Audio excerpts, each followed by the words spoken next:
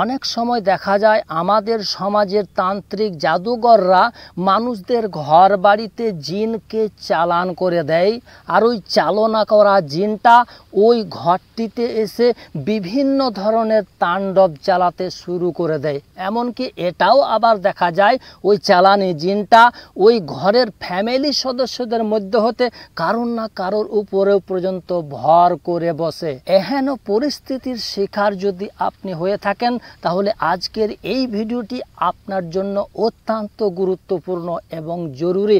কেননা এই ভিডিওতে আপনাদেরকে আমি শিখিয়ে দেব ওই চালানি জিনটাকে ঘর থেকে তাড়ানোর উপায়টি, এমনকি যাদের শরীরে ওই জিনটা ভর করে বসে ওই রোগীটা পর্যন্ত একটি আমলেই ঠিক হয়ে যাবে ইনশাআল্লাহ। কি সেই আমলটি জানতে চাইলে ভিডিওটিকে আপনি মনোযোগ সহকারে শেষ মুহূর্ত পর্যন্ত দেখতে থাকুন।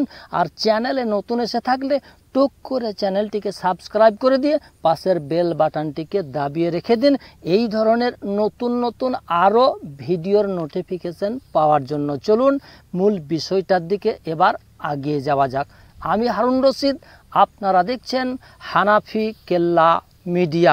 এই কাজটি করার জন্য প্রয়োজন লোবান ধূপ, এক এক জায়গাতে এক এক নামে পরিচিত। দেখবেন এটা শাল গাছের আঠা দিয়েও তৈরি হয়, আরও অন্যান্য গাছের আঠা দিয়েও তৈরি হয়, যেটা পূজা পার্বণে ধোঁয়া জ্বালানোর কাজে এই ধোঁয়াটি জ্বালালে খুবই খুশবু একটা ধোঁয়া বের হয়। এই ধরনের লোবান ধূপ যে যাই বলুন না কেন, এই ধরনের লোবান ধূপ কিছুটা আপনি দোকান থেকে কিনে নিয়ে আসবেন। কিনে নিয়ে আসার পরে একটি দোয়া আপনাদেরকে 70 বার পাঠ করে 70টি ফু দিতে হবে ওই লোবান বা ধূপটির উপরে। সেই দোয়াটা কোন দোয়া? এতক্ষণে সেই দোয়াটি আপনারা ডিসপ্লের মধ্যে দেখতে পেয়ে গেছেন।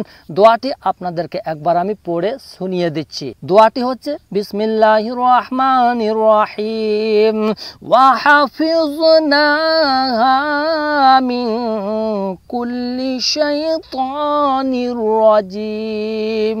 এটি সূরা হিজরের 17 নম্বর আয়াত।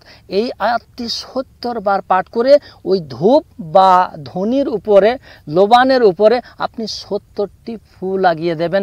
ফু লাগিয়ে দেওয়ার পর আপনি কাঠ কয়লা বা কয়লার আঙ্গার তৈরি করবেন। ওই আঙ্গারের উপরে সামান্যতম ধূপ বা লোবান আপনি একটু রেখে দেবেন। রেখে দেওয়ার পর সেখানে দেখবেন ধোঁয়া উঠতে আরম্ভ করবে। এই ধোঁয়াটি আপনার ঘরের সমস্ত জায়গাতে এক পাক ঘুরিয়ে নেবেন, যাতে করে ঘরের প্রত্যেকটি জায়গায় এই ধোঁয়াটি পৌঁছে যায়। এটি আপনি দিনের মধ্যে 2 বার করবেন, সকাল দিকে একবার করবেন, রাত্রের দিকে একবার করবেন। এবং এই আয়াতটি 70 বার পাঠ করে পানিতে ফু দিয়ে যে রোগীটার উপরে ওই জিনটা ভর করে বসে ওই রোগীটাকে পান করতে বলবেন। এবং এই দোয়াটি ওই রোগীটাকে আপনি 70 বার করে নিয়মিতভাবে পাঠ করতে বলবেন। দেখবেন এই আমলটি চলতে চলতে আপনার বাসা বাড়ি থেকে, আপনার বাস্তব ভিটা থেকে ওই চালানি জিনটা লেজ তুলে দৌড় মেরে পালিয়ে যাবে ইনশাআল্লাহ।